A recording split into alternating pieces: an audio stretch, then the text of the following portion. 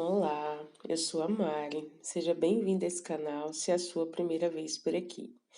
Aqui nesse canal a gente fala de ser mais consciente e uma forma de ser mais consciente é através dos livros. Os livros são uma ferramenta muito antiga. A escrita é uma ferramenta milenar de disseminar o conhecimento e os livros são uma ferramenta extremamente eficaz para disseminar o conhecimento. O conhecimento liberta, o conhecimento nos ajuda a ser pessoas melhor e, acima de tudo, o conhecimento faz com que sejamos mais conscientes. Se é a sua primeira vez por aqui, convido você a se inscrever, a deixar o seu comentário e o objetivo é que você se torne cada vez mais consciente através da escuta dos livros. E hoje eu trago para você um livro muito interessante de Eckhart Tolle, autor de O Poder do Agora. Um livro com mais de 8 milhões de livros vendidos, O Poder do Silêncio. Então vamos lá, vai ser uma leitura bastante interessante. O Poder do Silêncio não é um livro para ser lido de ponta a ponta de uma só vez e depois deixado de lado. Esteja sempre com ele, abra-o com frequência e, sobretudo, ponha-o de lado muitas vezes ou passe mais tempo segurando-o que o lendo. Muitos leitores não vão sentir uma necessidade natural de interromper a leitura depois de cada ensinamento, fazer uma pausa, refletir, ficar quietos. Não hesite em parar, não insista em continuar lendo extensamente. Só assim o livro poderá cumprir sua função de despertar você e libertá-lo das velhas formas repetitivas e condicionadas de pensar. A forma como este livro foi escrita é uma espécie de retorno à mais antiga maneira de ensinamento espiritual já registrada. Os sutras da antiga Índia. Os sutras são poderosos indicadores da verdade em estilo de aforismo, frases curtas de fácil entendimento. Da mesma forma que os antigos sutras, os textos contidos neste livro são sagrados e tiveram origem num estado de consciência de silêncio e calma. Mas, ao contrário dos antigos sutras, eles não pertencem a nenhuma religião ou tradição espiritual e são acessíveis a qualquer pessoa. O Poder do Silêncio, de Eckhart Tolle. Prefácio. Um verdadeiro mestre espiritual não tem nada a nos ensinar no sentido convencional da palavra, não tem nada a nos dizer ou acrescentar, nenhuma nova informação, nenhum novo credo ou novas regras de comportamento. A única função desse mestre é ajudar-nos a eliminar aquilo que nos separa da verdade do que somos, uma verdade que já conhecemos lá no fundo de nós mesmos. O mestre espiritual existe para descobrir e revelar essa dimensão mais profunda do nosso ser, que é também a paz. Se você busca encontrar num mestre espiritual ou neste livro ideias, teorias, crenças estimulantes ou discussões intelectuais, vai se desapontar. Em outras palavras, se você está procurando algo que leve apenas a pensar, não vai encontrar aqui e deixará de usufruir da essência do ensinamento que este livro contém. Porque essa essência não se encontra nas palavras escritas, mas em você. Lembre-se sempre disso. Enquanto estiver lendo, as palavras são só indicadores. Aquilo que elas mostram não pode ser encontrado no reino do pensamento, mas numa dimensão dentro de você, mais profunda e infinitamente mais vista do que o pensamento, mais vasta do que o pensamento. Uma das características dessa dimensão é a paz vibrante e viva. Portanto, quando você sentir uma paz interior aflorando durante a leitura, saiba que o livro está cumprindo seu objetivo e a sua função de mestre. Ele estará lembrando quem você é e mostrando o caminho de volta às origens, que é a sua casa fundamental. Este não é um livro para ser lido de ponta a ponta de uma só vez e depois deixado de lado. Esteja sempre com ele, abra-o com frequência e, sobretudo, ponha-o de lado muitas vezes, ou passe mais tempo segurando-a do que lendo. Muitos leitores vão sentir uma necessidade natural de interromper a leitura depois de cada ensinamento, fazer uma pausa, refletir, ficar quietos. Não hesite em parar, não hesite em continuar, lendo extensamente. Só assim o livro poderá cumprir sua função de despertar você e libertá-lo das velhas formas repetitivas e condicionadas de pensar. A forma como esse livro foi escrito é uma espécie de retorno à mais antiga maneira de ensinamento espiritual já registrada, os sutras da antiga Índia. Os sutras são poderosos indicadores da verdade em estilo de aforismo, frases curtas de fácil entendimento. Os textos sagrados, conhecidos como Vedas e Upanishads, são as primeiras mensagens espirituais registradas em forma de sutras, assim como as palavras de Buda. Os provérbios e parábolas de Cristo também podem ser considerados sutras, assim como as profundas lições de Ta, Taoiching, o antigo livro chinês de sabedoria. A vantagem do estilo sutra é sua concisão, que exige pouco esforço do leitor. O que o texto não diz, apenas sugere, é mais importante do que o que diz. Este livro tem um estilo parecido com o dos sutras, principalmente no capítulo 1, Silêncio e Calma.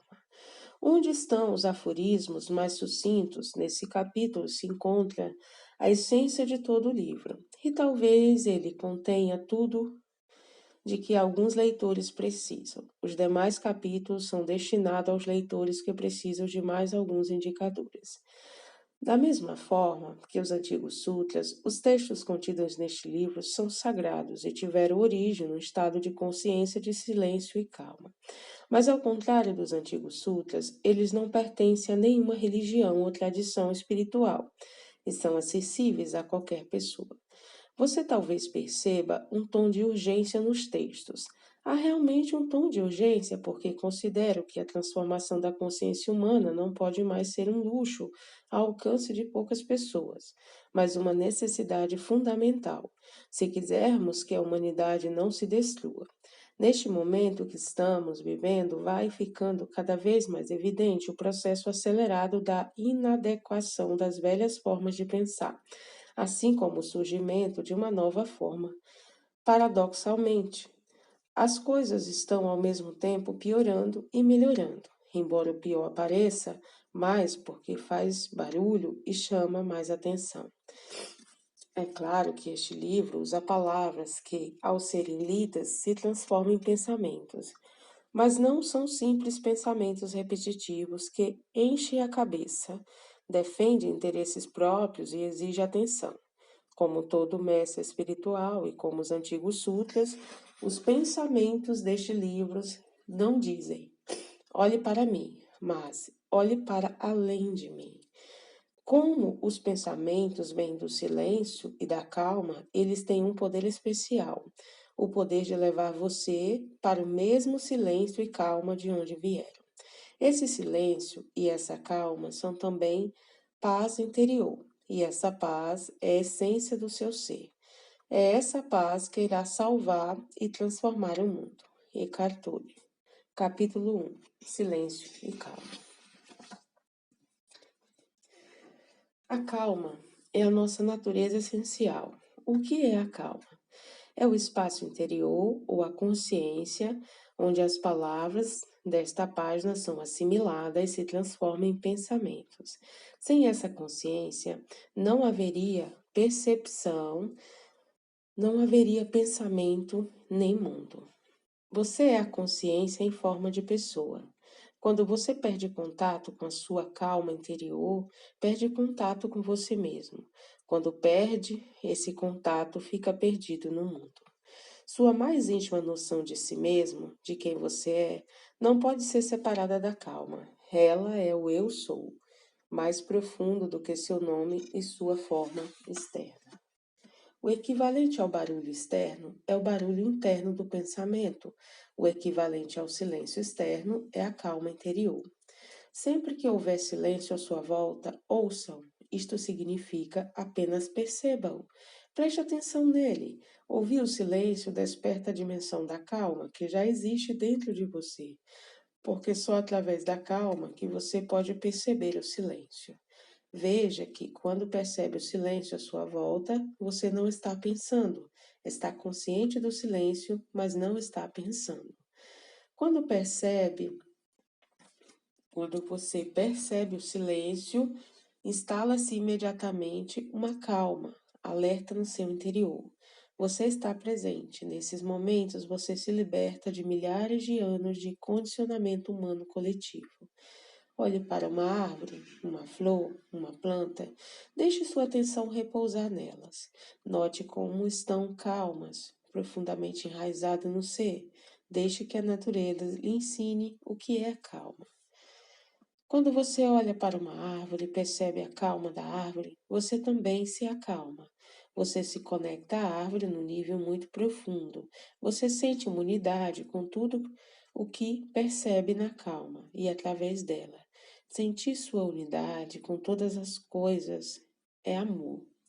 O silêncio ajuda, mas você não precisa dele para encontrar a calma. Mesmo se houver barulho por perto, você pode perceber a calma por baixo do ruído, do espaço em que surge o ruído. Esse é o espaço interior da percepção pura da própria consciência.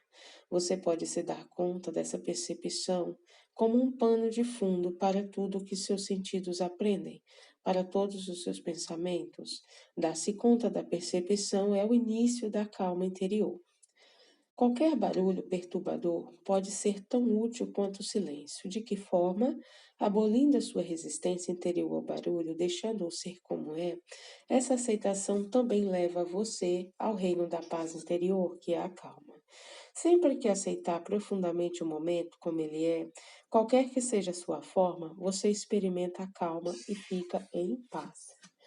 Preste atenção nos intervalos. Os intervalos entre dois pensamentos, o curto e silencioso espaço entre as palavras e frases numa conversa entre as notas de um piano ou de uma flauta, ou o intervalo entre a inspiração e a expiração. Quando você presta atenção nesses intervalos, a percepção de alguma coisa se torna apenas percepção. Dentro de você surge a pura consciência desprovida de qualquer forma. Você deixa então de identificar-se com a forma. A verdadeira inteligência atua silenciosamente. A calma é o lugar onde a criatividade e a solução dos problemas são encontrados. Será que a calma e o silêncio são apenas a ausência de barulho e de conteúdo? Não. A calma e o silêncio são a própria inteligência, a consciência básica da qual provém todas as formas de vida. A forma de vida que você pensa que vem dessa consciência e é sustentada por ela. Essa consciência é a essência das galáxias mais complexas e das folhas mais simples. É a essência de todas as flores, árvores, pássaros e demais formas de vida. A calma é a única coisa no mundo que não tem forma. Na verdade, ela não é uma coisa e nem pertence a este mundo. Quando você olha num estado de calma para uma árvore ou uma pessoa, quem está olhando? É algo mais profundo do que você. A consciência está olhando para a sua própria criação. A Bíblia diz que Deus criou o mundo e viu que era bom. É isso que você vê quando olha num estado de calma, sem pensar em nada. Você precisa saber mais coisas do que já sabe. Você acha que o mundo será salvo se tiver mais informações, se os computadores se tornarem mais rápidos ou se forem feitas mais análises intelectuais e científicas? O que a humanidade precisa hoje é de mais sabedoria para viver. Mas o que é sabedoria e onde pode ser encontrada? A sabedoria vem da capacidade de manter a calma e o silêncio interior. Veja e ouça apenas. Não é preciso nada além disso. Manter a calma, olhando e ouvindo, ativa a inteligência que existe dentro de você. Deixe que a calma interior oriente suas palavras e ações. Capítulo 2. Além da mente pensante. A maioria das pessoas passa a vida toda aprisionada nos limites dos próprios pensamentos. Nunca vai além das estreitas ideias já feitas do sentido do eu condicionado ao passado. Em você, como em cada ser humano, existe uma dimensão de consciência bem mais profunda do que o pensamento. É a essência de quem você é. Podemos chamá-la de presença, de percepção e de consciência livre de condicionamentos. Nos antigos ensinamentos religiosos, essa consciência é o Cristo interior, ou a sua natureza do Buda. Descobrir essa dimensão liberta você do sofrimento que causa a si mesmo e aos outros, quando conhece apenas esse pequeno eu condicionado e deixa que ele conduza a sua vida. O amor, a alegria, a criatividade, a verdadeira paz interior só podem entrar em sua vida quando você atinge essa dimensão de consciência livre de condicionamentos. Se você consegue reconhecer, mesmo esporadicamente, que os pensamentos que passam por sua cabeça são meros pensamentos, se você consegue se dar conta dos padrões que se repetem em suas reações mentais e emocionais, é sinal de que essa dimensão de consciência está emergindo. Ela é o espaço interno em que o conteúdo de sua vida se desdobra. A corrente do pensamento tem uma enorme força que pode muito facilmente levar você de roldão. Cada pensamento tem a pretensão de ser extremamente importante. Cada pensamento quer sugar sua completa atenção. Eis um novo exercício espiritual para você praticar. Não leve seus pensamentos muito a sério. Com que facilidade as pessoas ficam aprisionadas nas armadilhas de seus pensamentos? Como a mente humana tem um imenso desejo de saber, de compreender e de controlar, ela confunde opiniões e pontos de vista com a verdade. A mente afirma: as coisas são exatamente assim. Você precisa ir além dos seus pensamentos para perceber que, ao interpretar a sua vida ou a vida e o comportamento dos outros, ao julgar qualquer situação, você está expressando apenas um ponto de vista entre muitos possíveis.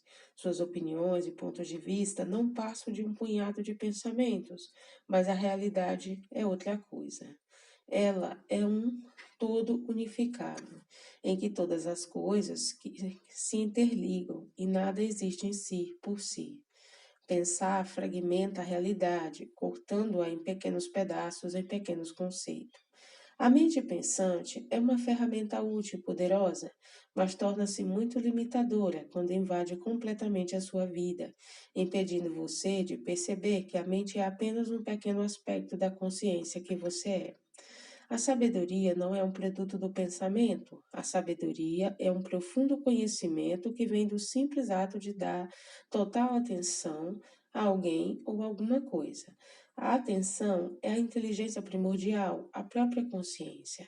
Ela dissolve as barreiras criadas pelo pensamento, levando-nos a reconhecer que nada existe em si por si. A inteligência une a pessoa que percebe ao objeto percebido num campo unificado de percepção. É a atenção que cura a separação. Sempre que você mergulha em pensamentos compulsivos, está impedindo o que existe. Você não quer estar onde está, aqui, agora. Os dogmas religiosos, políticos, científicos vêm da crença equivocada de que o pensamento pode encapsular a realidade ou a verdade. Os dogmas são prisões formadas por conceitos coletivos. O que parece estranho é que as pessoas gostam de suas prisões, pois elas lhe dão uma sensação de segurança e uma falsa impressão de que sabe das coisas. Nada causou mais sofrimento à humanidade do que os dogmas. É verdade que cedo ou tarde todo dogma é derrubado, porque a realidade acaba mostrando que ele é falso. Mas Ao menos que se descubra a ilusão básica das verdades absoluta, logo surge outro dogma para substituir o antigo. Qual é essa ilusão básica? É a identificação com o pensamento. Despertar espiritualmente é despertar do sonho do pensamento. O reino da consciência é muito mais vasto do que aquilo que o pensamento é capaz de abranger. Quando você deixa de acreditar em tudo que pensa, você sai do pensamento e vê claramente que quem está pensando não é quem você é, essencialmente. A mente funciona com voracidade e por isso está sempre querendo mais. Quando você se identifica com a sua mente, fica facilmente entediado e ansioso. O tédio demonstra que a mente deseja avidamente mais estímulo, mas o que pensar, o que essa fome não está sendo saciada. Quando você fica entediado, pode querer satisfazer a fome da mente lendo uma revista, dando um telefonema, assistindo a TV, navegando na internet, fazendo compras, ou o que é bem comum, transferindo a sensação mental de carência à sua necessidade de quero mais para o corpo e se satisfazendo temporariamente comendo mais. A alternativa é aceitar o tédio e a ansiedade e observar como é sentir-se entediado e ansioso. À medida que você se dá conta dessa sensação, surge de repente um espaço e uma calma em volta dela. Primeiro é um pequeno espaço interno, mas à medida que esse espaço aumenta, o tédio começa a diminuir de intensidade e de significado. Dessa forma, até o tédio pode ensinar quem você é e quem não é. Você descobre que não é uma pessoa entediada. O tédio é simplesmente um movimento de energia condicionada dentro de você. Da mesma forma, você não é uma pessoa irritada, rancorosa, triste ou medrosa. O tédio, a raiva, a tristeza e o medo não são seus. Não fazem parte da sua pessoa. Eles são estados da mente humana e por isso vão e voltam. Nada daquilo que vai e volta é você. Estou entediado? Quem sabe disso? Estou irritado, triste e com medo? Quem sabe disso? Você é a pessoa que sabe disso. Você não é seus sentimentos. Qualquer tipo de preceito mostra que você está identificado com a mente pensante. Mostra que você não está vendo o outro ser humano. Está vendo apenas o seu conceito sobre aquele ser humano. Reduzir uma pessoa a um conceito já é uma forma de violência. O pensamento que não tem raízes na consciência passa a servir apenas aos interesses daquele que pensa e deixa de ter função. A inteligência, desprovida de sabedoria, torna-se muito perigosa e destrutiva. É esse estado que se encontra a maior parte da humanidade. O predomínio do pensamento na ciência e na tecnologia, embora intrinsecamente não seja um fato ruim nem bom. Tornou-se algo destrutivo, porque frequentemente esse pensamento não está enraizado na consciência. O próximo passo na evolução humana é transcender o pensamento. Hoje é a nossa tarefa mais preeminente. Isso não significa que não devemos mais pensar, mas simplesmente que não devemos nos identificar com o pensamento nem ser dominada por ele. Sinta a energia no interior do seu corpo. Imediatamente o ruído mental diminui ou cessa. Sinta essa energia nas mãos, nos pés, nos ventres, no peito. Sinta a vida que você é, a vida que movimenta seu corpo. O corpo então se torna uma porta aberta para uma noção mais profunda da vida que existe debaixo das nossas emoções flutuantes e de nossos pensamentos. Existe uma energia vital que você pode sentir em todo o seu ser, em cada célula do seu corpo, independentemente dos seus pensamentos. Nesse estado de consciência, se você precisa usar a mente para algum fim prático, ela estará presente. E a mente funciona muito quando a inteligência maior, que é você, se expressa através dela. Talvez você não tenha se dado conta, mas aqueles breves períodos em que fica consciente sem pensar já estão ocorrendo natural e espontaneamente em sua vida. Você pode estar fazendo algum trabalho manual, andando pela casa, aguardando o embarque, no aeroporto. Está tão presente que é estática habitual do pensamento se interrompe e é substituída por um estado de alerta. Ou você pode estar olhando o céu, ouvindo alguém falar, sem fazer qualquer comentário mental. Suas percepções se tornam transparentes como cristal, sem qualquer pensamento para toldá-las. Mesmo que você não perceba a verdade, é que essa é a coisa mais importante que pode acontecer a você. É o começo do processo de mudança do pensar para o estar presente, alerta e atento. Sinta-se à vontade com o não saber. Isso leva você para além da mente, pois ela está sempre querendo tirar conclusões e interpretar. A mente teme não saber. Assim, quando consegue ficar à vontade com não saber, você já foi além da mente. Um conhecimento mais profundo, que não é baseado em qualquer conceito, vai emergir deste estado. Quando há domínio completo da criação artística, dos esportes, da dança, do ensino, do aconselhamento, é sinal de que a mente pensante não está mais envolvida, ou, no mínimo, está em segundo plano. Nessas áreas predomina uma força e uma inteligência que são maiores do que você e, ao mesmo tempo, fazem parte de você. Não existe mais um processo de decisão. As ações corretas acontecem espontaneamente e não é você quem as faz.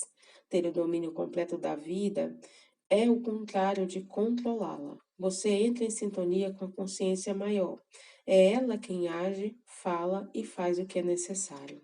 Enfrentar uma situação de perigo pode causar uma interrupção temporária da corrente de pensamento e assim nos dar uma percepção do que é estar presente, alerta, atento. A verdade nos leva muito além do que a mente é capaz de compreender.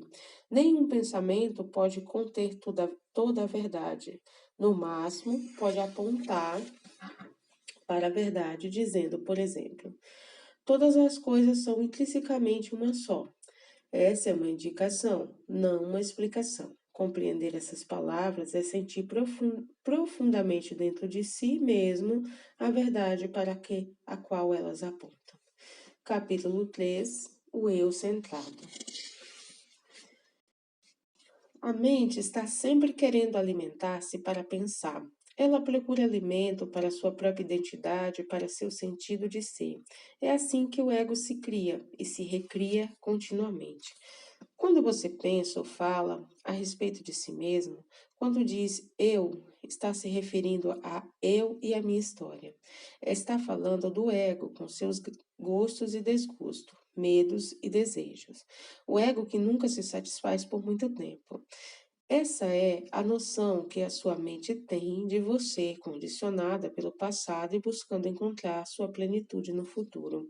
Você se dá conta de que esse ego é fugaz e passageiro, como uma onda na superfície do mar? Quem percebe isso? Quem compreende que sua forma física e psicológica é passageiro é o eu sou. Esse é o eu mais profundo, que não tem nada a ver com o passado e o futuro. O que restará de todos os medos e desejos associados aos problemas de sua vida e o que diariamente exige o máximo de sua atenção? Restará apenas seu nome gravado na lápide de sua sepultura e as datas ligando seu nascimento à sua morte. Para, para o eu autocentrado, para o ego, esse é um pensamento deprimente. Para o que você é essencialmente é libertador. Quando cada pensamento absorve toda a sua atenção, isso mostra que você se identifica com a voz que está dentro da sua cabeça. O pensamento se confunde, então, com o sentido do eu. Esse é o eu criado pela mente, o que chamamos de ego. Esse ego construído pela mente se sente totalmente incompleto e precário. Por isso, o medo e o desejo são as emoções e forças dominantes motivadoras desse ego. Quando você se dá conta de que existe uma voz na sua cabeça que pretende ser você e não para de falar, percebe que, de forma inconsciente, você vem se identificando com a corrente do pensamento. Quando percebe a existência dessa voz, você compreende que não é essa voz, mas a pessoa que a percebe. Ter liberdade é saber que você é a consciência por trás dessa voz. O ego está sempre buscando, busca sem cessar, isso ou aquilo, para se sentir mais completo. Isso explica por que ele se preocupa compulsivamente com o futuro. Ao perceber que está vivendo para o momento seguinte, você descobre que começou a abandonar o padrão da mente autocentrada. Torna-se então possível escolher concentrar toda a sua atenção no momento presente. Ao concentrar toda a atenção no momento presente, uma inteligência muito superior da mente autocentrada entra em sua vida. Ao viver através do ego, você faz do momento presente apenas um meio para atingir um fim. Você vive em função do futuro, mas quando atinge seus objetivos, eles não o satisfazem, ou não o satisfazem por muito tempo. Quando você dá mais atenção ao que está fazendo do que ao resultado que quer alcançar com a sua ação, rompe o velho condicionamento autocentrado. Sua ação presente se torna não só muito mais eficaz, como infinitamente mais satisfatória e gratificante. Quase todo ego tem um pouco do que poderíamos chamar de identidade da vítima. Muitas pessoas se veem de tal forma como vítimas que essa imagem se torna o ponto central do seu ego. O ressentimento e a mágoa passam a ocupar uma parte essencial da visão que essas pessoas têm de si mesma. Mesmo que suas mágoas sejam muito justas, ao assumir a identidade da vítima, você cria uma prisão cujas grades são feitas de formas de pensar. Veja o que está fazendo com você mesmo, ou melhor, o que a sua mente está fazendo com você. Sinta a ligação emocional que você tem com a sua história de vítima e perceba a sua compulsão de pensar ou falar a respeito. Testemunhe o seu estado interior. Você não precisa fazer mais nada além disso. Ao perceber isso, a transformação e a liberdade virão. Reclamar, reagir, são as formas preferidas da mente para fortalecer o ego. Para muitas pessoas, grande parte da atividade mental e emocional consiste em reclamar e reagir contra isso ou aquilo. Procuram fazer com que os outros ou as coisas estejam errados e só elas estejam certas. Estando certas, elas se sentem superiores e assim fortalece o seu ego. No entanto, essas pessoas estão apenas fortalecendo a ilusão do ego. Pare um pouco e pense: você tem esses padrões de comportamento? Consegue reconhecer a voz em sua mente que está sempre reclamando e apontando os outros como culpado? O eu autocentrado precisa do conflito para fortalecer sua identidade. Ao lutar contra algo ou alguém, ele demonstra para si que isso sou eu e aquilo não sou eu. É comum que países, tribos, religiões procurem fortalecer sua sensação de identidade coletiva, colocando-se em oposição aos seus inimigos. Quem seriam os crentes se não existissem os que não creem? Ao se relacionar com as pessoas, você é capaz de perceber em si mesmo sentimentos sutis de superioridade ou inferioridade em relação a elas? Quando isso acontece, é o ego que está se manifestando, porque ele precisa da comparação para se reafirmar. A inveja é um subproduto do ego que se sente diminuído. Quando algo de bom acontece com alguém, quando alguém possui mais, sabe mais ou tem mais poder do que ele. A identidade do ego depende da comparação e se alimenta do mais. Ele se agarra a qualquer coisa. Quando nada disso funciona, as pessoas procuram fortalecer seu ego, considerando-se mais injustamente tratada pela vida, mais doente ou mais infelizes do que os outros. Quais são as histórias que você cria para encontrar sua própria identidade? O eu autocentrado tem também necessidade de se opor, resistir e excluir, para manter a ideia de separação da qual depende sua sobrevivência. Assim ele coloca eu contra os outros e nós contra eles. O ego precisa estar em conflito com alguém ou com alguma coisa. Isso explica porque, apesar de você querer paz, alegria e amor, não consegue suportar a paz, a alegria e o amor por muito tempo. Você diz que quer ser feliz, mas está viciado em ser infeliz. A sua infelicidade não vem dos fatos da vida, mas do condicionamento da sua mente. Você se sente culpado por algo que fez ou deixou de fazer no passado? Uma coisa é certa: você agiu de acordo com o nível de consciência ou de inconsciência que tinha na época. Se você tivesse mais alerta, mais consciente, teria agido de outra maneira. A culpa é outra forma que o ego tem para criar uma identidade para o ego. Para o ego, não importa que essa identidade seja negativa ou positiva. O que você fez ou deixou de fazer foi uma manifestação de inconsciência que é natural da condição humana. Mas o ego personifica a situação e diz: eu fiz tal coisa, e assim cria uma imagem de si mesmo como ruim, falho e insuficiente. A história mostra que os seres humanos cometeram inúmeros atos violentos, cruéis ou prejudiciais contra os outros e continuam a cometê-los. Será que todos os seres humanos devem ser condenados?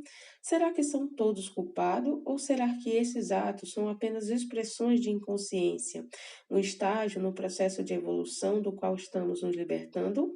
As palavras de Cristo, perdoai-vos, Senhor, pois eles não sabem o que fazem, pode ser usada em relação a você. Se você estabelece objetivos autocentrados na sua busca de libertação e de autovalorização, mesmo que os atinja, eles não irão satisfazê-lo. Estabeleça objetivos, sabendo, porém, que os mais importantes não é atingi-lo. Quando alguma coisa inesperada acontece, fica demonstrado que o momento presente, o agora, não é apenas um meio para atingir um fim. Cada momento do processo é importante em si. Busque seu objetivo, valorizando cada passo da caminhada. Só assim você não se deixará dominar pela consciência autocentrada. Disse o mestre budista quando lhe pediram para explicar o sentido mais profundo do budismo. Sem o ego, não há problema. Capítulo 4, o agora. À primeira vista, o momento presente é apenas um entre os inúmeros momentos da sua vida. Cada dia parece se constituir de milhares de momentos em que ocorrem os mais diversos fatos. Mas, se você olhar mais profundamente, irá descobrir que existe apenas um momento. A vida não é sempre este momento, este exato momento. Agora é a única coisa da qual você jamais conseguirá escapar. O único fator constante em sua vida, aconteça o que acontecer, e por mais que sua vida mude, uma coisa é certa, é sempre agora. Se não é possível fugir do agora, por que não acolhê-lo e tratá-lo bem?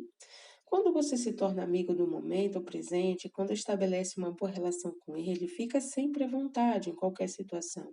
Mas quando não se sente à vontade no agora, você leva o desconforto para qualquer lugar, aonde for. O momento presente é como é. Sempre você consegue deixar que ele seja como é? A divisão da vida em passado, presente e futuro é uma construção da mente, em última análise, ilusória. Passado e futuro são formas de pensamentos, abstrações mentais. O passado só pode ser lembrado agora. O que você lembra é um fato que aconteceu no agora e do qual você se lembra agora. O futuro, quando chega, é o agora. Portanto, a única coisa real, a única coisa que sempre existe é o agora. Concentrar sua atenção no agora não é negar o que é necessário em sua vida, é reconhecer o que é prioritário. Depois você poderia lidar mais facilmente com o que é secundário. Concentrar-se no, concentrar-se no agora não é dizer, não vou me preocupar mais com as coisas, pois só existe o agora. Não é isso. Veja o que é prioritário e faça do agora seu amigo, não seu inimigo. Reconheça-o, respeite-o.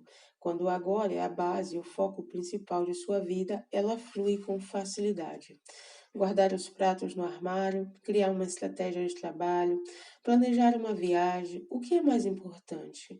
O ato de fazer ou o resultado que você quer atingir com o que está fazendo? Este momento ou algum momento no futuro? Você trata o momento atual como um obstáculo que precisa ser ultrapassado? Você considera mais importante o momento futuro que quer atingir? A maioria das pessoas vivem assim, como o futuro nunca chega, a não ser como o presente, essa forma de viver é inútil. Causa uma constante sensação de desconforto, tensão e insatisfação. Não respeita a vida que é o agora. Sinta a vida em seu corpo, isso enraiza você no agora. Enquanto não se responsabilizar por este exato momento, o agora, você não estará assumindo qualquer responsabilidade por sua vida. É por isso que o agora é o único lugar onde a vida pode ser encontrada. Assumir responsabilidade por este momento presente é estar em harmonia com a vida. O agora é como porque não pode ser de outro jeito. Os budistas sempre souberam, e os cientistas hoje confirmam, não existe fatos ou coisas isoladas por baixo da aparência superficial. Todas as coisas estão ligadas, todas fazem parte da totalidade do cosmos que deu origem à forma do momento presente. Quando diz sim, as coisas tal como são, você entra em harmonia com o poder e a inteligência da própria vida. Só então pode se tornar agente de uma mudança positiva no mundo. Um exercício espiritual simples, mas radical, consiste em aceitar o que surge no agora, interna e externamente. Quando você passa a dar atenção ao agora, cria-se um estado de alerta e é como se você acordasse de um sonho. O sonho do pensamento, o sonho do passado e do futuro. É tão claro e tão simples. Não sobra lugar para criar problema, só esse momento, tal como ele é. Quando concentra sua atenção no agora, você se dá conta de que a vida é sagrada. Existe algo de sagrado em tudo que você percebe quando se concentra no presente. Quanto mais você viver no agora, mais vai sentir a simples e profunda alegria de ser e do caráter sagrado da vida. A maior parte das pessoas confunde o agora com o que acontece no agora, mas não é isso. O agora é mais profundo do que o que ocorre nele, é o espaço no qual tudo acontece. Portanto, não confunda o conteúdo do momento presente com o agora. O agora é mais profundo do que qualquer conteúdo que existe nele. Quando entra no agora, você sai do conteúdo da sua mente. A incessante corrente do pensamento se desacelera. Os pensamentos não consomem mais toda a sua atenção. Há intervalos entre eles, espaços de silêncio e calma. Você começa a perceber que o seu ser é maior e mais profundo do que seus pensamentos. Os pensamentos, as emoções, as percepções sensoriais e tudo que você sente forma o conteúdo da sua vida. Você acredita que a sua identidade vem do que você chama de minha vida e confunde minha vida com o conteúdo dela. Você sempre ignora o fato mais óbvio. O seu sentido mais profundo de ser não tem nada a ver com o que acontece na sua vida, nada a ver com o conteúdo de sua vida. O sentido de ser, de eu sou, está intimamente ligado ao agora. Ele sempre permanece ao mesmo tempo, na infância e na velhice, na saúde ou na doença, no sucesso ou no fracasso. O eu sou, o espaço do agora, permanece imutável no nível mais profundo. Mas como ele costuma se confundir com o que acontece em sua vida, você sente o eu sou, o agora, muito tênue indiretamente através do conteúdo de sua vida. Em outras palavras, sua noção de ser fica obscurecida pelas circunstâncias, por sua corrente de pensamento e pelos inúmeros fatos de que ocorrem no mundo à sua volta. O agora fica encoberto pelo tempo. É assim, e assim você esquece seu enraizamento no ser, sua natureza divina, se perde no mundo. A confusão, a raiva, a depressão, a violência, os conflitos surgem quando os seres humanos esquecem quem eles são. No entanto, é tão simples lembrar a verdade e dessa forma voltar às origens. Eu não sou os meus pensamentos, não sou minhas emoções, minhas percepções sensoriais, minhas experiências, não sou o conteúdo da minha vida, sou o espaço no qual todas as coisas acontecem. Eu sou a consciência, eu sou o agora, o eu sou. Capítulo 5. Quem você realmente é. O agora é inseparável da pessoa que você é no nível mais profundo. Muita coisa pode ser importante na sua vida, mas apenas uma tem importância absoluta. É importante vencer ou fracassar aos olhos dos outros. É importante ter ou não ter saúde, estudar ou não estudar. É importante ser rico ou pobre. Certamente isso faz diferença na sua vida. Sim, tudo isso tem uma importância relativa, mas não absoluta. Existe algo mais importante do que todas essas coisas? É encontrar a essência do que você é, para além dessa identidade de curta duração que é a noção personalizada do eu. Você não encontra a paz reorganizando os fatos da sua vida, mas descobrindo quem você é no nível mais profundo. A reencarnação não ajuda se na próxima reencarnação você continua sem saber quem é. Toda a desgraça do mundo vem de uma noção personalizada do eu ou do nós. Essa noção encobre a essência de quem você é. Quando você não se dá conta dessa essência interior, acaba sempre causando algum tipo de desgraça. É muito simples, quando não sabe quem é, você cria um eu na mente para substituir o seu lindo e divino ser e se agarra a esse eu amedrontado e carente. A partir do momento em que faz isso, sua grande força motivadora passa a ser proteger e valorizar essa falsa noção do eu. Há muitas expressões usadas frequentemente que mostram que as pessoas não sabem quem são.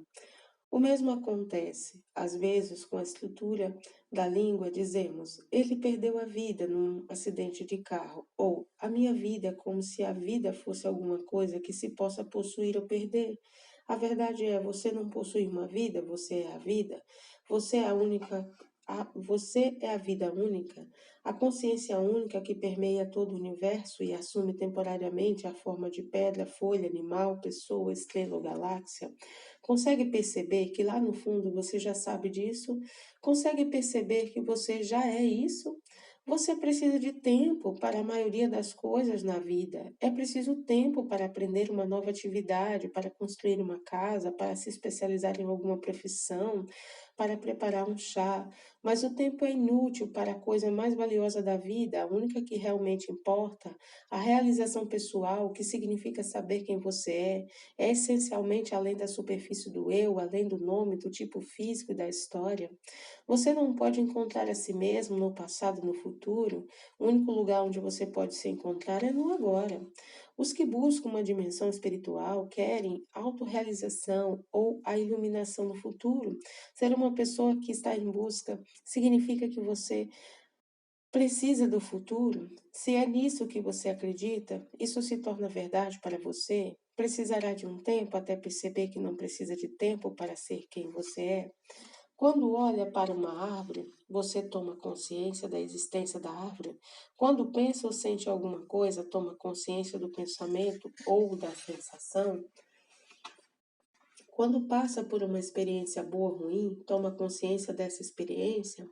Essas afirmações parecem verdadeiras e óbvias, mas se você examiná-las atentamente, perceberá que, de uma forma sutil, elas contêm uma ilusão básica que se torna inevitável quando se usa a linguagem. O pensamento e a linguagem criam uma aparente dualidade, como se houvesse uma pessoa e uma consciência separadas. Isso não existe. A verdade é que você não é uma pessoa que toma consciência da árvore, do pensamento, do sentimento, da experiência. Você é a consciência na qual e através da qual essas coisas existem. Se você se percebe como a consciência na qual todo o conteúdo de sua vida se desdobra, quando você diz, eu quero conhecer a mim mesma, você é o eu.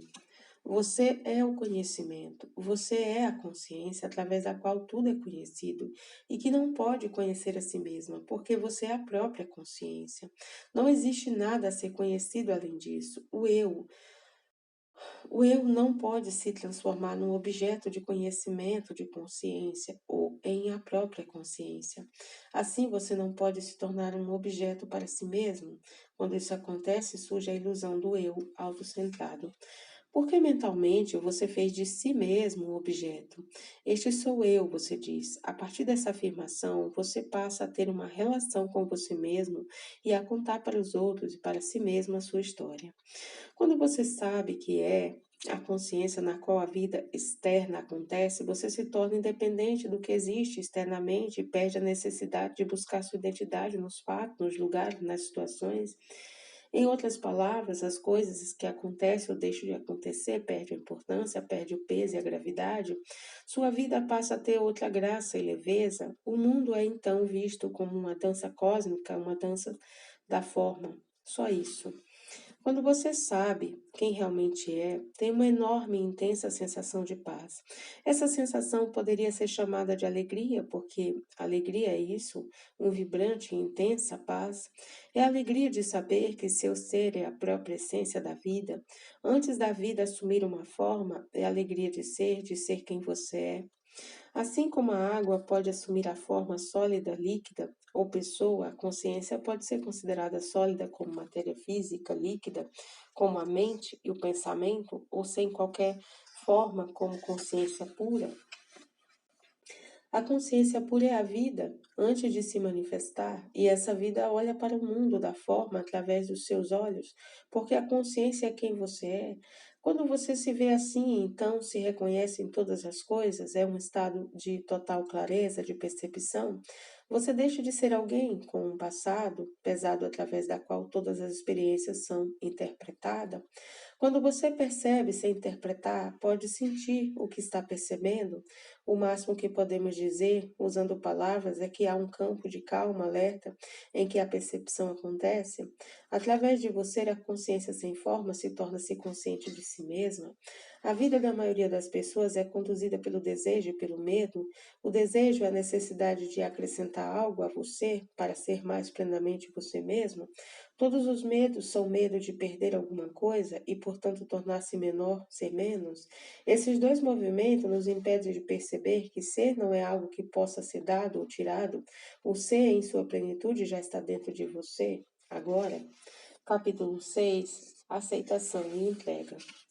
Sempre que puder, olhe para dentro de si mesmo e procure ver se você está inconscientemente criando um conflito entre as circunstâncias externas e um determinado momento onde você está, com quem está ou o que está fazendo, e os seus pensamentos e sentimentos. Você consegue sentir como é doloroso ficar se opondo internamente ao que é?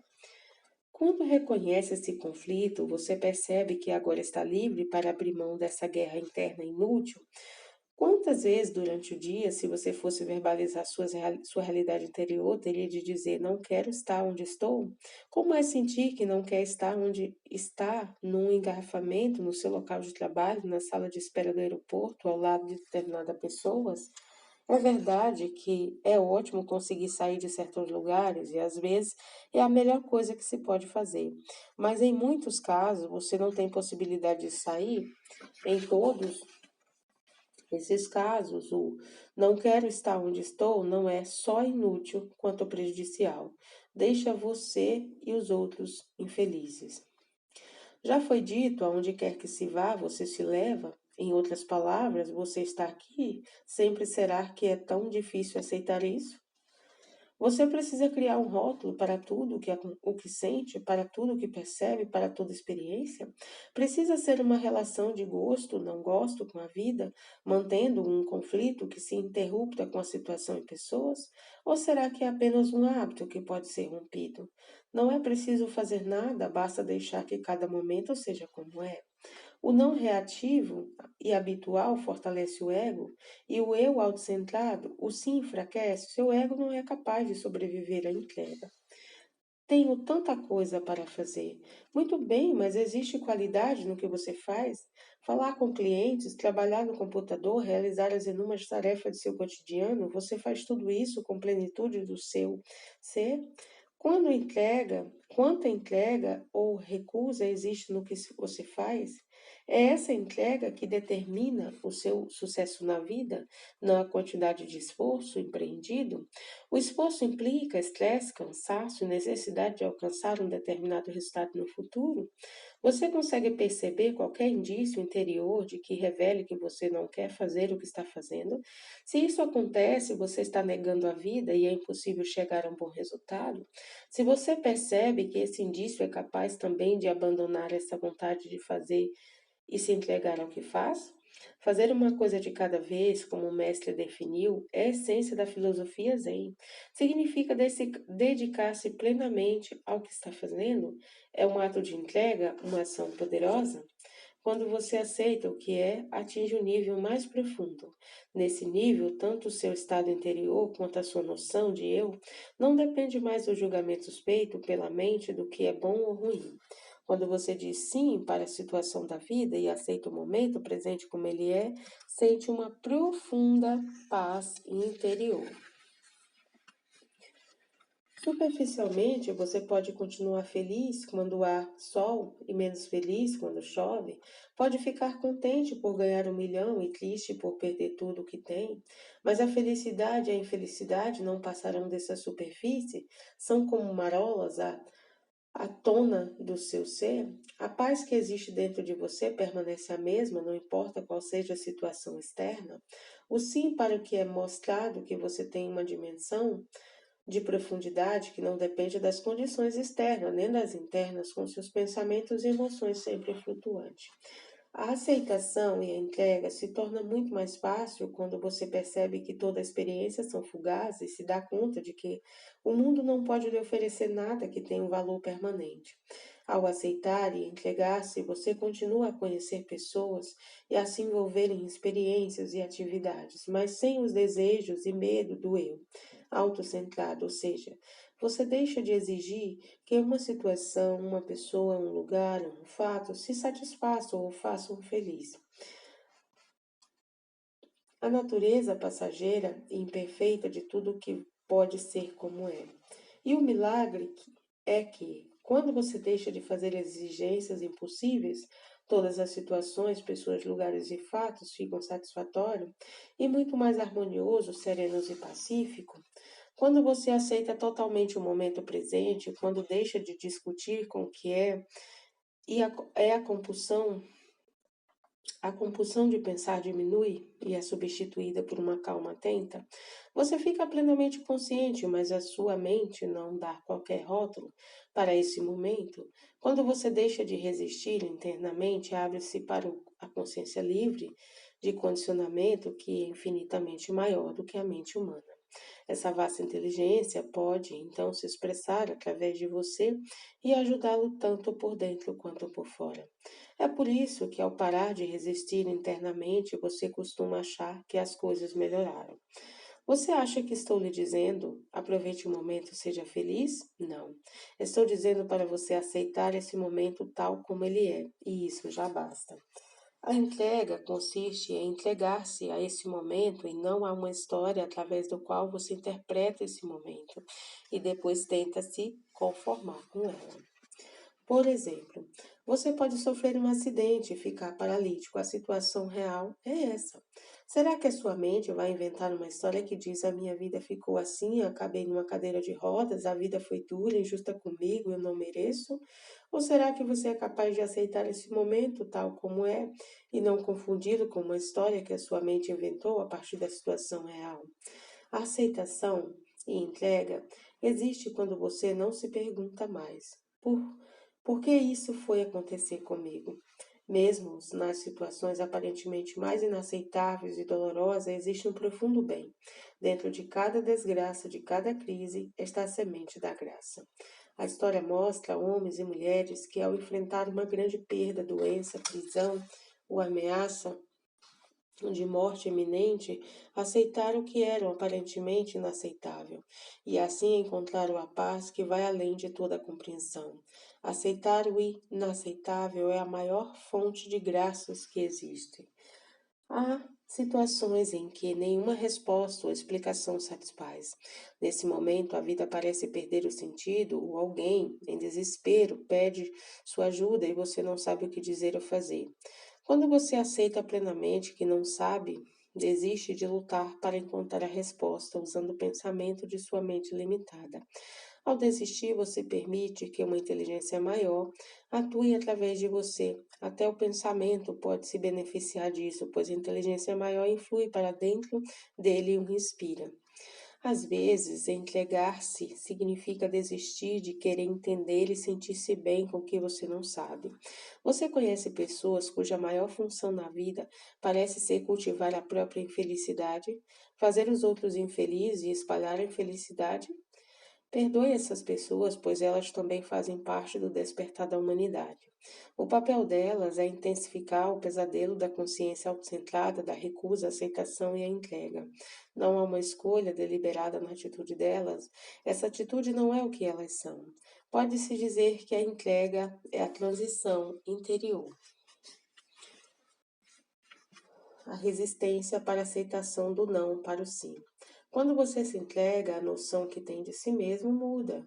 O eu deixa de se identificar com uma reação ou julgamento mental e passa a ser um espaço em torno da reação do julgamento.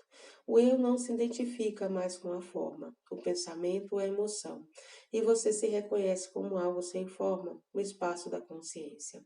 Qualquer coisa que você aceite plenamente vai levá-lo a passo, que inclui a aceitação daquilo que você não consegue aceitar, daquilo a que você está resistindo. Deixe que a vida seja. Capítulo 7. A natureza. Dependemos da natureza não apenas para nossa sobrevivência física.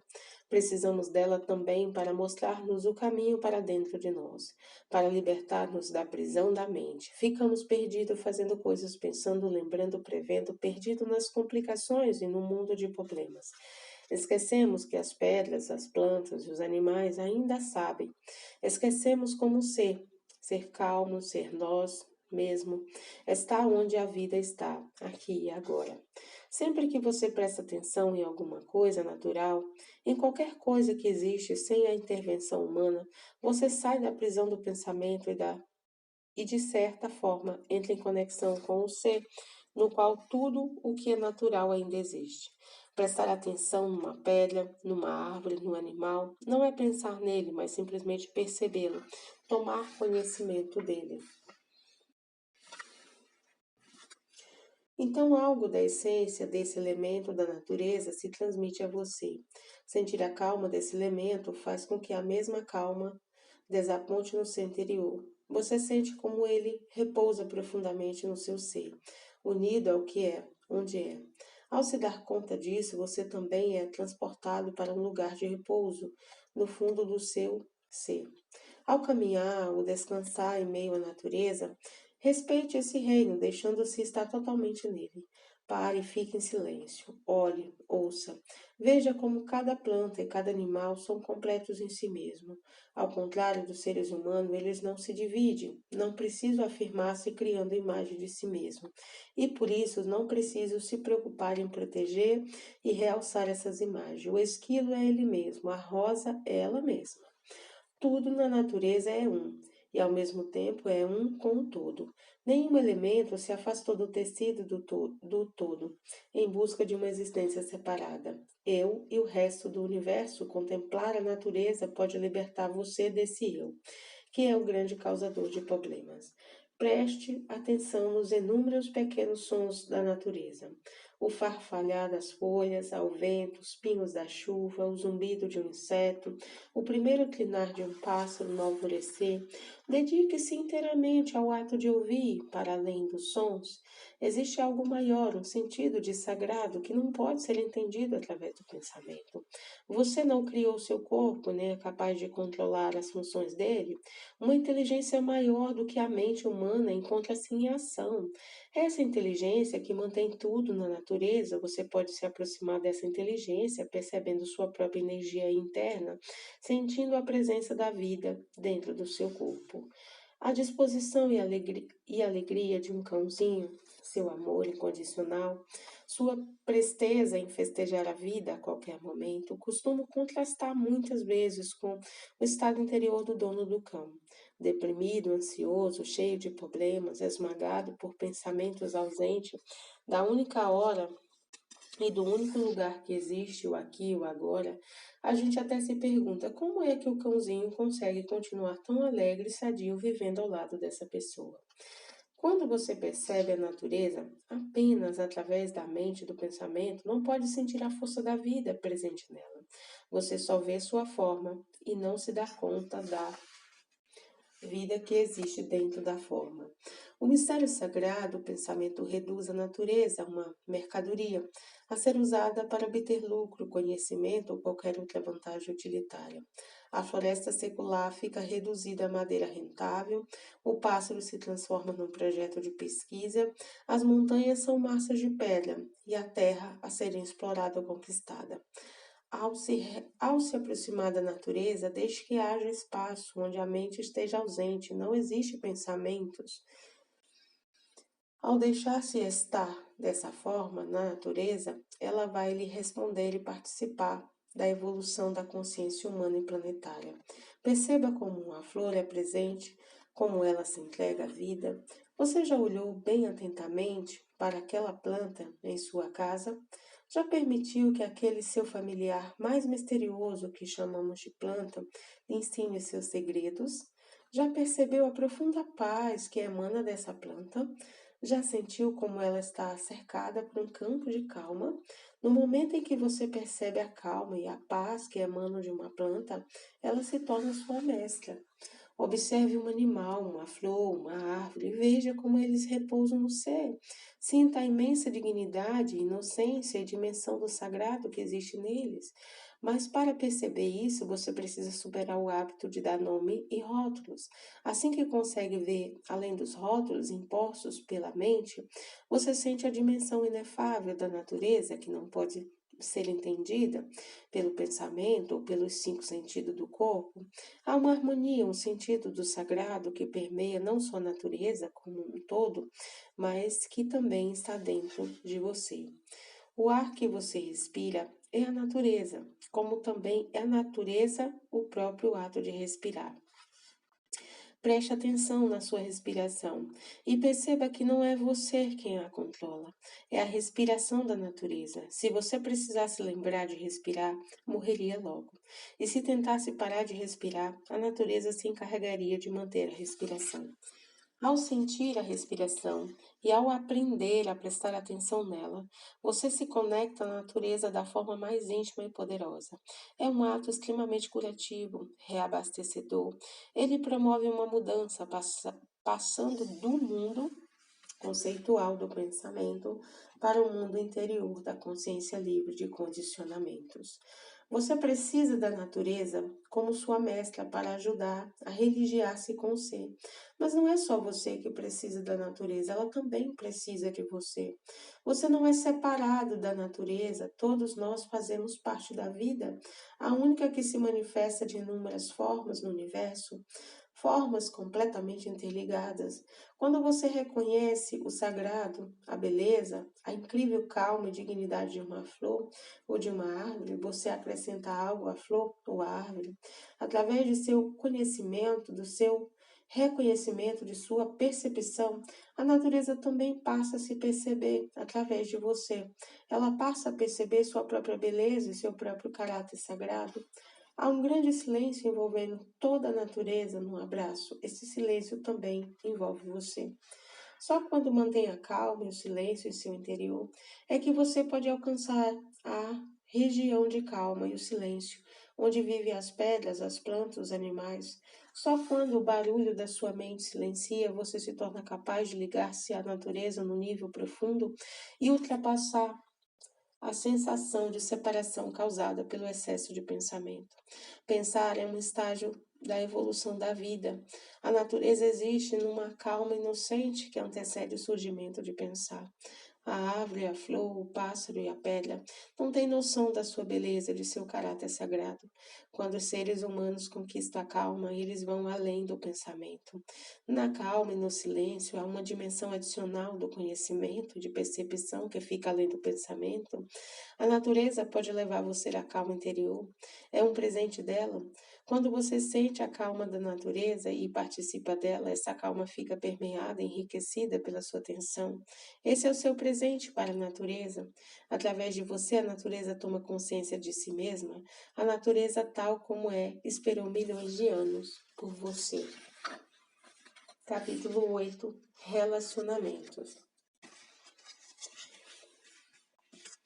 Com que rapidez formamos uma opinião e chegamos a uma conclusão sobre as pessoas? O eu autocentrado gosta de avaliar os outros, dar-lhes uma identidade e rotulá-los. Todo ser humano foi condicionado a pensar e agir de determinada forma, condicionado por sua herança genética, pelas experiências da infância e pelo ambiente cultural em que vive. Tudo isso não mostra o que a pessoa é, mas como parece ser. Quando você julga alguém, confunde os modelos condicionados produzidos pela mente com a pessoa, com o que a pessoa é. Nossos julgamentos também têm origem em padrões inconscientes e condicionados. Você dá aos outros uma identidade criada por esses padrões e essa falsa identidade se transforma numa prisão, tanto para aqueles que você julga quanto para você mesmo. Deixar de julgar não significa deixar de ver o que as pessoas fazem. Significa que você reconhece os seus comportamentos como uma forma de condicionamento, que você vê e aceita tal como é. Não é a partir desses comportamentos que você constrói uma identidade para as pessoas. Deixar de julgar liberta tanto você quanto o outro de se identificar com o condicionamento, com a forma, com a mente. Não é mais o ego que conduz os relacionamentos. Enquanto o ego dominar sua vida, a maioria dos seus pensamentos, emoções e ações virá do desejo e do medo. Isso fará você querer ou temer alguma coisa que possa vir de outra pessoa. O que você quer dos outros pode ser prazer, vantagem, material, reconhecimento, elogio, atenção ou fortalecimento da sua identidade.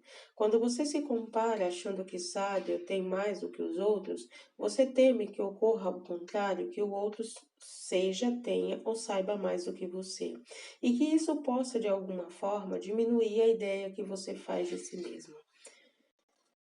Quando você concentra sua atenção no presente, em vez de usar o presente como um meio para atingir um fim, você ultrapassa o ego e a compulsão inconsciente de usar as pessoas como meio para valorizar-se ao se comparar com ela. Quando dá total atenção à pessoa com quem está interagindo, você elimina o passado e o futuro do relacionamento, exceto nas situações em que exigem medidas práticas. Ao ficar totalmente presente com qualquer pessoa, você se desapega da identidade que criou para ela. Essa identidade é fruto de uma interpretação de quem a pessoa é e do que fez no passado. Ao agir assim, você se torna capaz de relacionar-se sem mecanismos autocentrados de desejo e medo. O segredo dos relacionamentos é a atenção que nada mais é do que calma e alerta. Como é maravilhoso poder ultrapassar o querer e o medo nos seus relacionamentos. O amor não quer nem teme nada.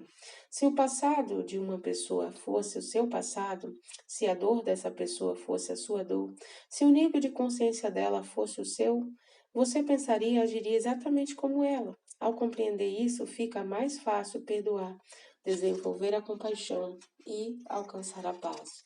O ego não gosta de ouvir isso, porque sem poder reagir e julgar, ele se enfraquece.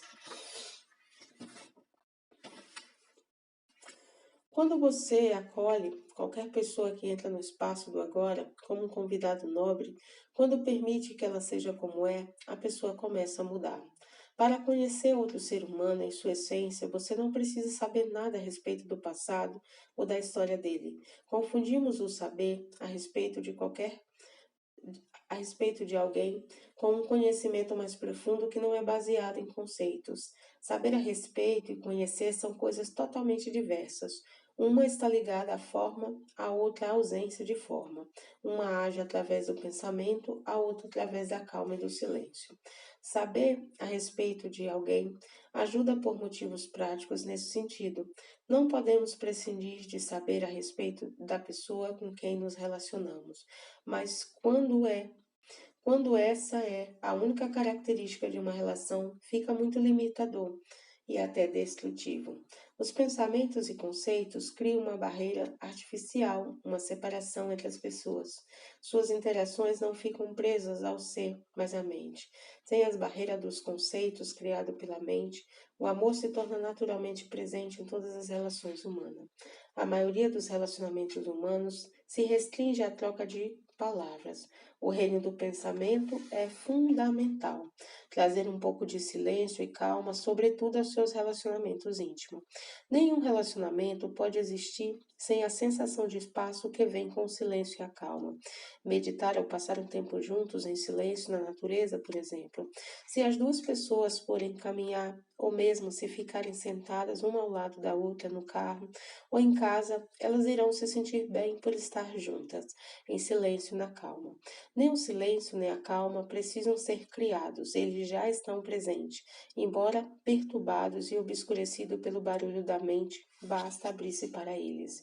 Se falta um espaço de silêncio e calma, o relacionamento será dominado pela mente e correrá risco de ser invadido por problemas e conflitos. Se há silêncio e calma, eles se tornam capazes de dominar qualquer coisa. Ouvir com verdadeira atenção é outra forma de trazer calma ao relacionamento. Quando você realmente ouve o que o outro tem a dizer, a calma surge e se torna parte essencial do relacionamento. Mas ouvir com atenção é uma habilidade rara. Em geral, as pessoas concentram a maior parte de sua atenção no que estão pensando. Na melhor das hipóteses, ficam avaliando as palavras do eu ou apenas usam o que o outro diz para falar de suas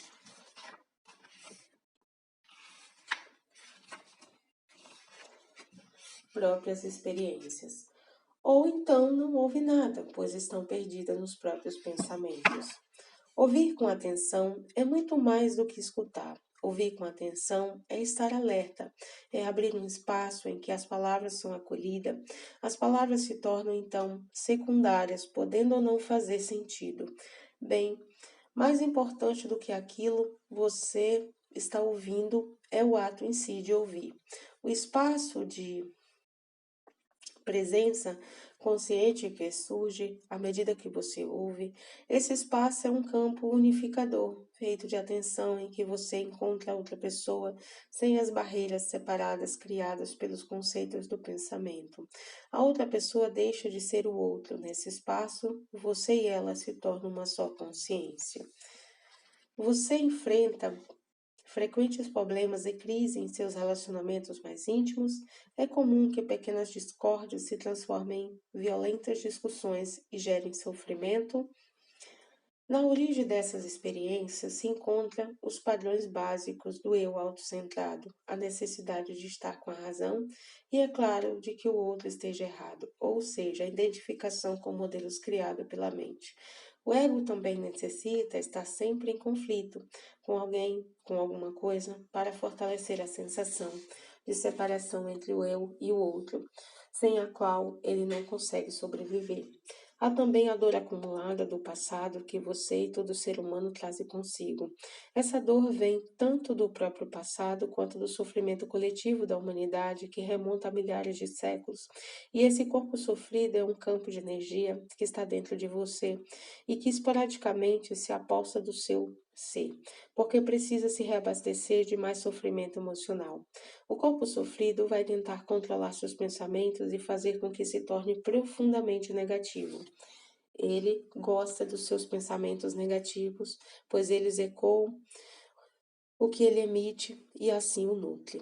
O corpo sofrido vai também provocar reações emocionais negativas, mas pessoas mais próximas a você, principalmente no seu companheiro ou na sua companheira, para se nutrir das crises que surgirão e do sofrimento que elas trazem. Como é que você pode se libertar dessa profunda e inconsciente identificação emocional com o sofrimento capaz de criar tanta dor em sua vida? Tome consciência da dor. Tome consciência de que você não é esse sofrimento e essa dor. Reconheça o que eles são. Uma dor do passado. Tome conhecimento da dor em você ou em seu parceiro. Quando conseguir romper sua identificação inconsciente com essa dor do passado, quando souber que você não é a dor, quando conseguir observá-la dentro de si mesmo, deixará de alimentá-la e aos poucos ela irá se enfraquecendo. O relacionamento humano pode ser um inferno ou pode ser um grande exercício espiritual. Quando você observa uma pessoa, sente muito amor por ela, ou quando contempla a beleza da natureza e algo dentro de você reage profundamente, feche os olhos um instante e sinta a essência desse amor ou dessa beleza no seu interior, inseparável do que você é, da sua verdadeira natureza.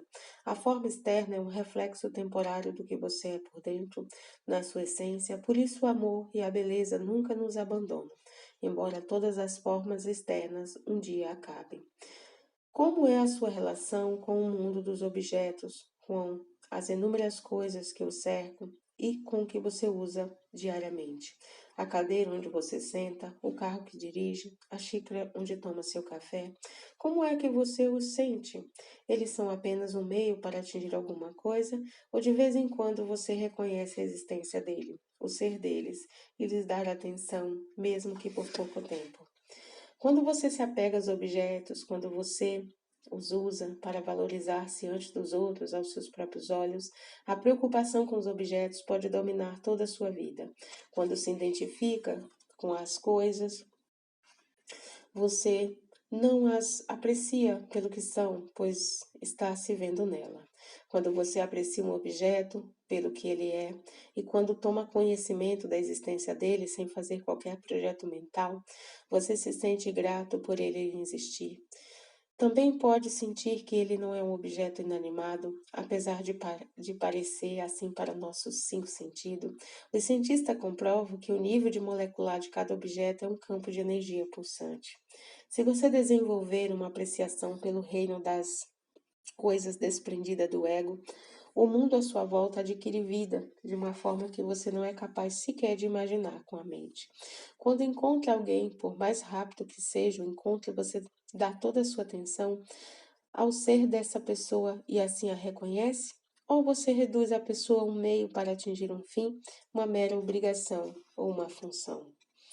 Que tipo de tratamento você dá à caixa do supermercado, ao manobrista do estacionamento, ao sapateiro, ao balconista, ao gari que limpa sua rua?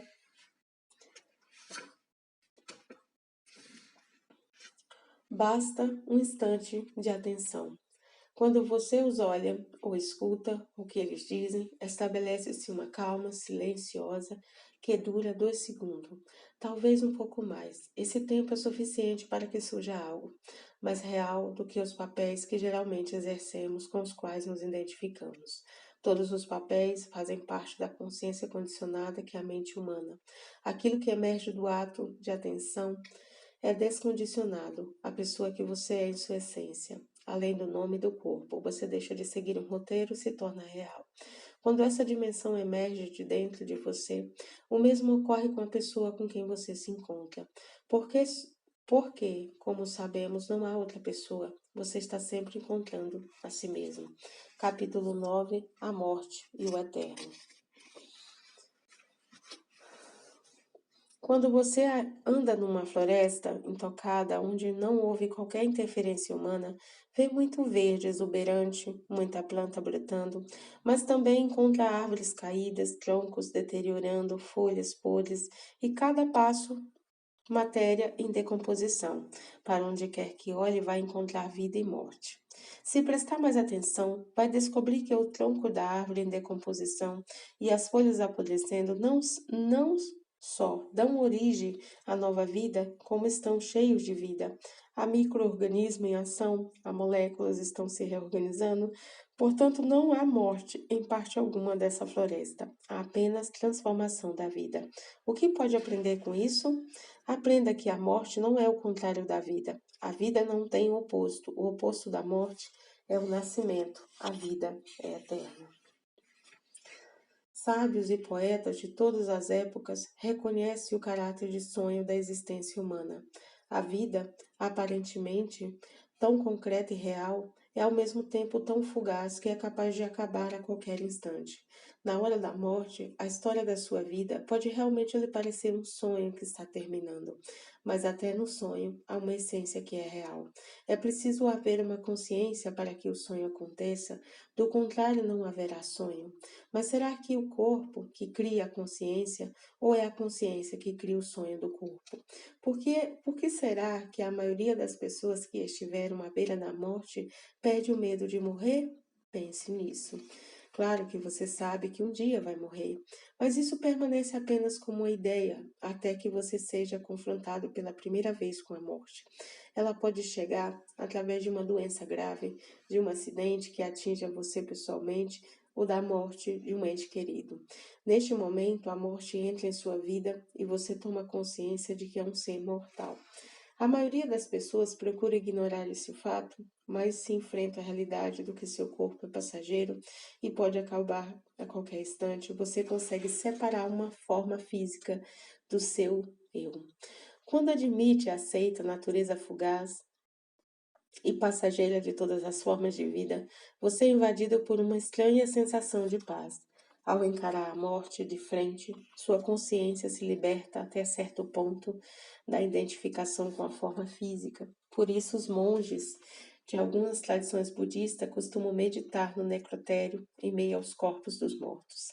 A cultura ocidental ainda nega amplamente a morte, até as pessoas idosas procuram não falar ou pensar na morte, e os corpos dos mortos são mantidos à distância. Uma cultura que nega a morte torna-se inevitavelmente superficial, preocupada apenas com a aparência das coisas. Quando se nega a morte, a vida perde a profundidade, a possibilidade de saber quem somos, para além do nome e da forma física. A nossa dimensão transcendental desaparece, pois a morte é a abertura para essa dimensão. As pessoas, de um modo geral, se sentem profundamente perturbadas com qualquer coisa que acaba, porque todo fim é uma pequena morte. É por isso que em muitas culturas as pessoas preferem se despedir dizendo algo equivalente a "até logo", o que significa "nos vemos depois".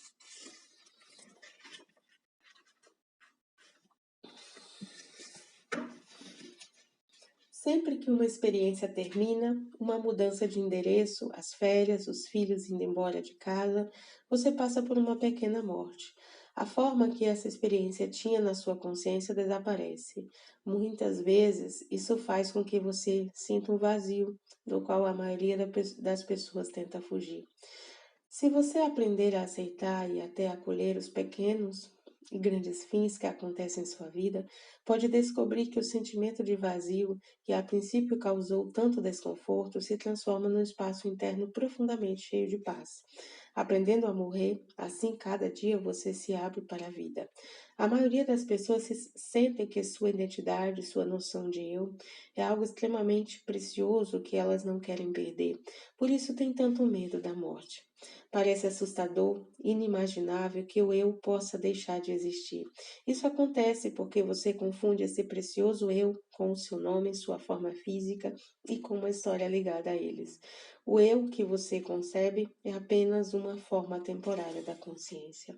Enquanto você só conhecer essa identidade ligada à forma, ao nome e à história, não perceberá que esse eu precioso é sua essência, sua noção mais íntima do eu sou, e que a própria consciência é o seu eu eterno, e esta é a única coisa que você não perde nunca.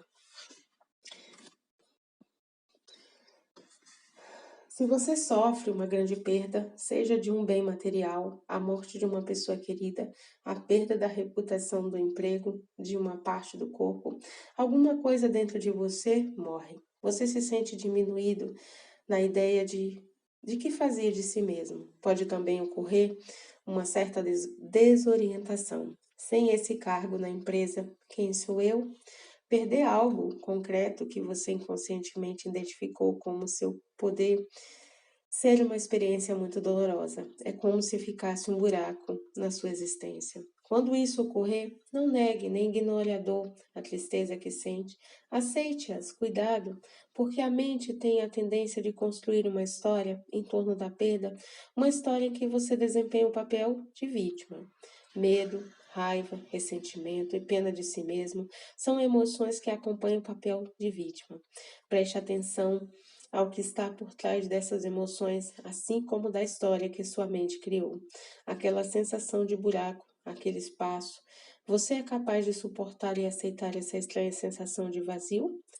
Se é capaz de encarar o vazio de frente, talvez descubra que ele deixa de ser assustador. E pode se surpreender ao descobrir que há paz emanando de lá. Sempre que alguém morre, sempre que uma forma de vida se extingue, Deus, aquele que não tem forma, nem se manifesta, brilha no espaço deixado pela forma que acabou. É por isso que a morte é o que a vida tem de mais sagrado. É por isso também que a paz de Deus pode chegar a você através da contemplação e da aceitação da morte. Como são curtas as experiências humanas, como a vida é rápida, existe alguma coisa que não nasça e morra, alguma coisa que seja eterna? Aos 20 anos de idade, você sente seu corpo forte e vigoroso. 60 anos depois, sente o corpo mais fraco e envelhecido. Sua forma de pensar certamente não é a mesma de quando tinha 20 anos.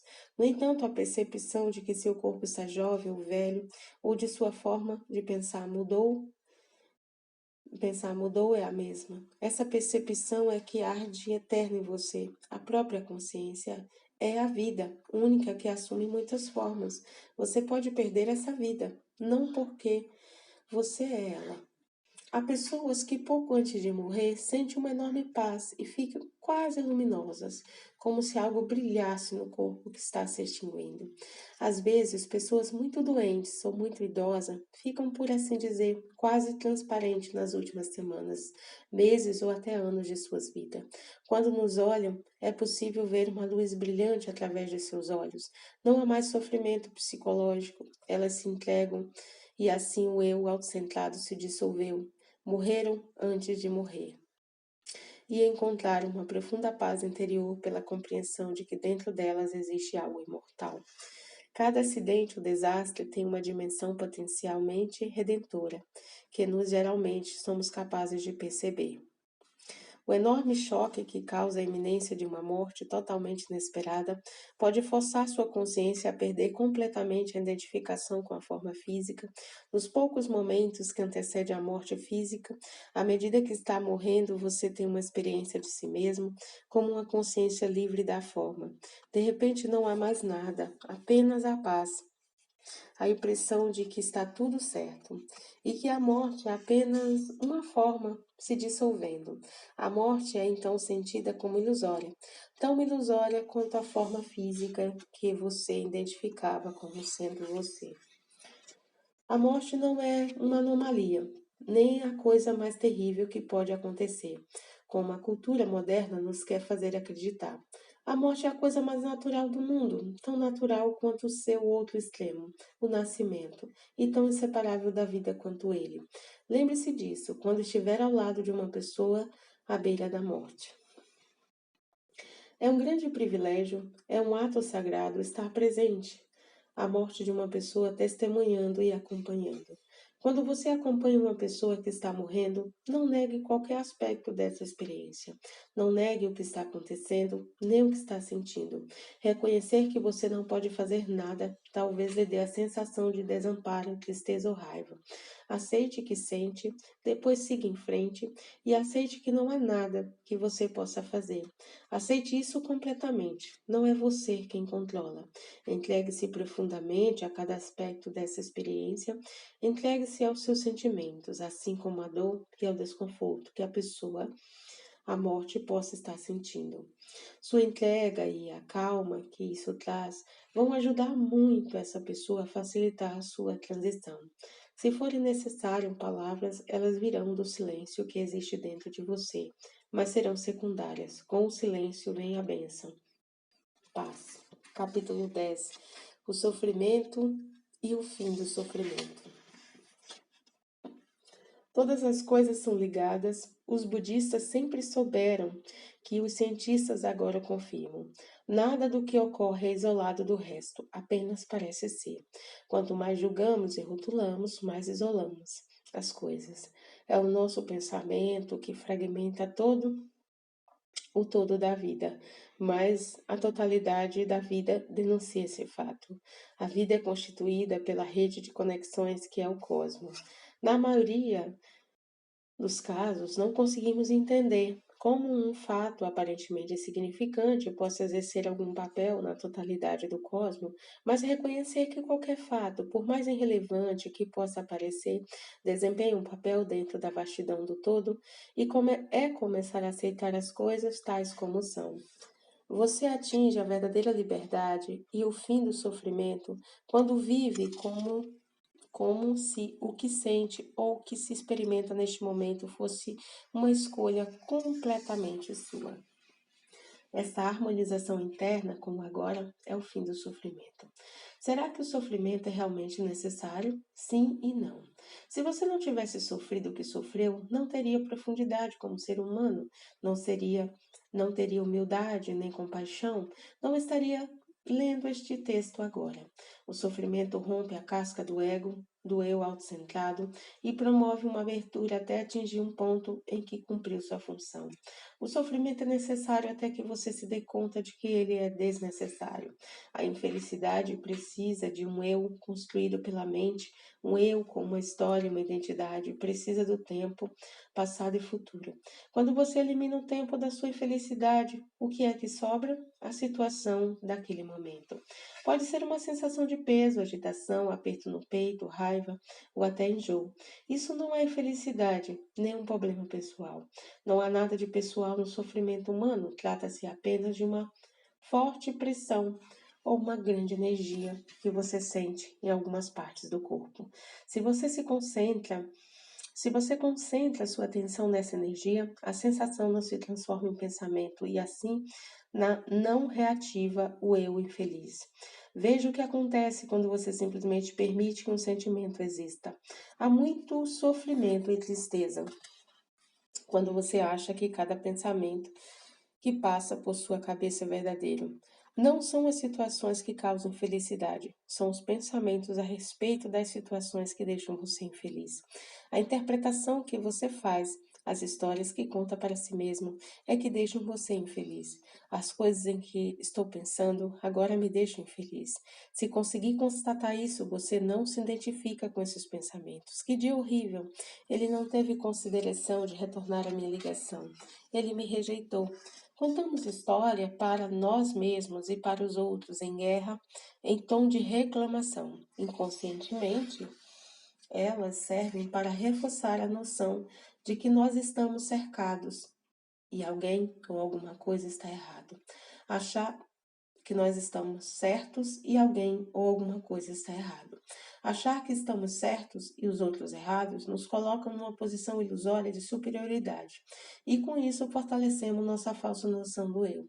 Criamos assim uma espécie de inimigo porque o eu precisa de inimigo para definir seus limites, sua identidade. Julgar alguém ou algum fato é criar sofrimento para si mesmo. Somos capazes de criar todos os tipos de sofrimento para nós mesmos, mas não percebemos isso porque, de certa forma, esse sofrimento satisfaz o ego. O eu autocentrado se sente mais confortável no conflito. Como a vida seria simples sem essa história de que o pensamento cria? Não fui bem recebida, ele não me telefonou, eu fui lá, ela não foi. Quando você estiver sofrendo, quando estiver infeliz, fique totalmente com o agora. A infelicidade e os problemas não conseguem sobreviver ao agora. O sofrimento começa quando você classifica ou rotula uma situação de indesejável ou má. Você se ofende com alguma situação e essa ofensa desperta um ego que reage. Classificar e rotular é um comportamento comum, mas é também um hábito que pode ser rompido. Comece procurando não rotular os pequenos acontecimentos. Se você perdeu o avião, se tropeçou e quebrou uma xícara, se escorregou e caiu na lama, será que é capaz de se conter e não rotular o fato como ruim ou desastroso? É capaz de aceitar a situação tal como ela é naquele momento? Rotular alguma coisa como ruim provoca uma tensão emocional. Se você deixar que as coisas existam sem classificá-las, passa a dispor-se de um enorme poder. A tensão emocional separa você desse poder, que é o próprio poder da vida. Vai além do bem e do mal, procurando não classificar qualquer coisa de boa ou má. Quando controlamos o hábito de rotular e classificar, o poder do universo nos invade. Quando nos relacionamos com as experiências procurando não reagir, o que antes chamaríamos de mal muda rapidamente através do poder da própria vida.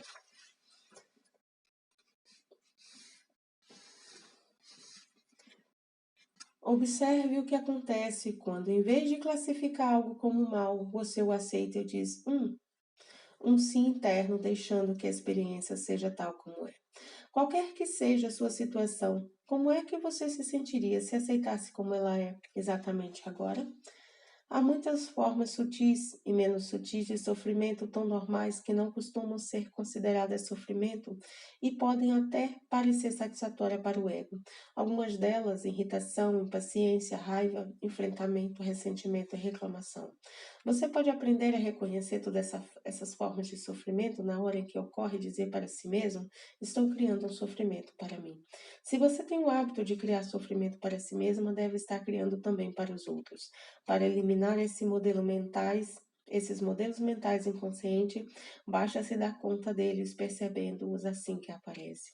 É impossível estar, ao mesmo tempo, consciente e criando sofrimento para si mesmo. O milagre é o seguinte: por trás de cada situação, a pessoa, a coisa que parece má ou perversa, está contida num profundo bem. Este bem se revela a você, interna e externamente, quando você aceita a situação tal como é. Não resista ao mal. Não resista ao mal. É uma das maiores verdades da humanidade. Um diálogo. Aceito o que é. Não posso. Eu me sinto agitado e irritado por causa disso. Então aceite o que é. Aceitar o que estou agitado e irritado? Aceitar que não consigo aceitar? Isso mesmo. Aceite a sua não aceitação. Entregue-se à sua não entrega e veja o que acontece. A dor física crônica é um dos mestres mais duros que se pode ter. Ela nos ensina que a resistência é inútil. É absolutamente normal não desejar sofrer, mas se você se desapegar desse desejo e aceitar a presença da dor, talvez note uma sutil separação interna, um espaço entre você e a dor. Isso significa que você passa a sofrer conscientemente, aceitando? Quando você sofre conscientemente, quando aceita a dor física, ela anula o ego, pois o ego é formado sobretudo por resistência, o mesmo ocorre com uma grande deficiência física. Oferecer o seu sofrimento a Deus é outra forma de fazer isso. Não é preciso ser cristão para entender a profunda verdade universal contida de forma simbólica na imagem da cruz. A cruz é um instrumento de tortura, ela simboliza um dos maiores sofrimentos, limitações e desamparo que um ser humano pode experimentar. Então, de repente, esse ser humano se entrega, aceita sofrer conscientemente. É o que traduz as palavras de Cristo na cruz: faça-se em mim o segundo a tua vontade, não a minha. Nesse momento, a cruz, o instrumento de tortura, mostra sua face oculta. Ela é também um símbolo sagrado, um símbolo do divino. Ao se entregar àquilo que parecia negar a existência de qualquer dimensão transcendental, torna-se uma abertura para esta dimensão.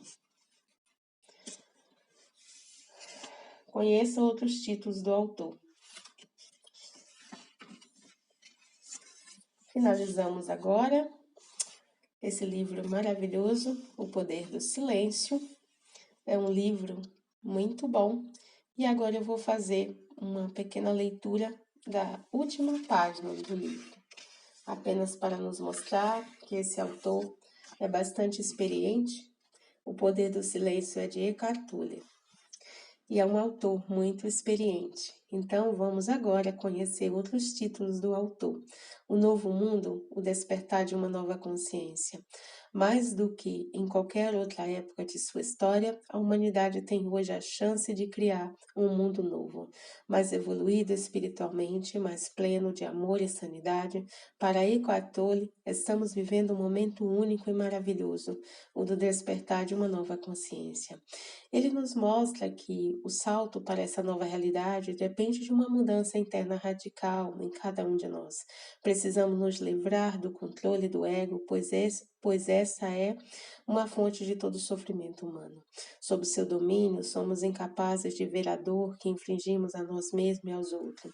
Quando despertamos, o pensamento perde a ascendência sobre nós e se torna o servo da consciência, que é a ligação com a inteligência universal, a fonte da vida, da qual todos nós procedemos.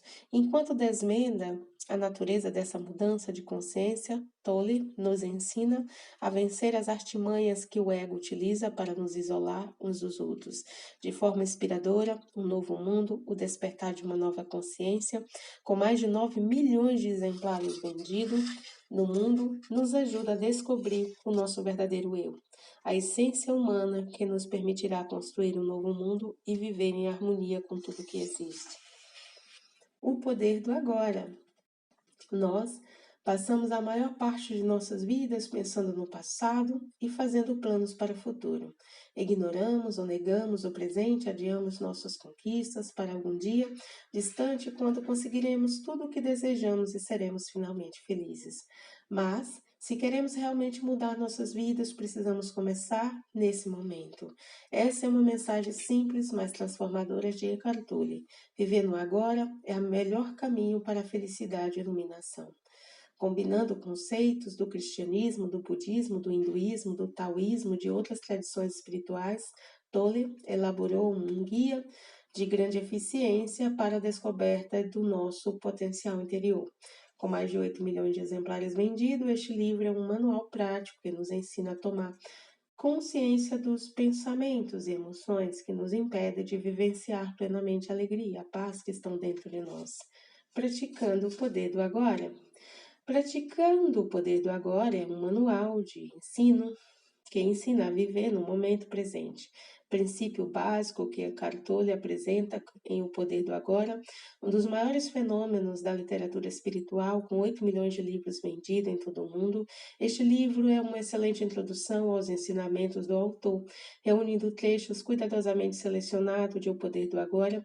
Ao mesmo tempo, é um guia essencial para quem já conhece sua filosofia, porque traz técnicas, exercícios e meditação para alcançar a felicidade, a paz